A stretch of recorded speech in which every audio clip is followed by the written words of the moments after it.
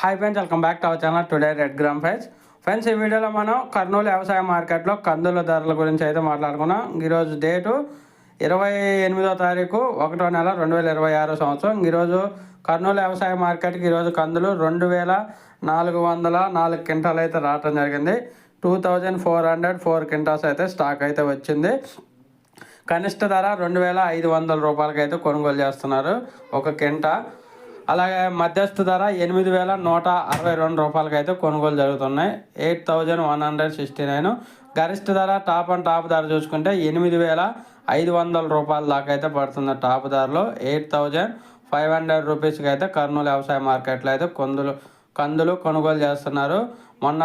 Last market మీద పోల్చుకుంటే ఈరోజు అయితే రేట్ అనేది 700 రూపాయల దాకా అయితే పెరిగింది గరిష్ట ధర.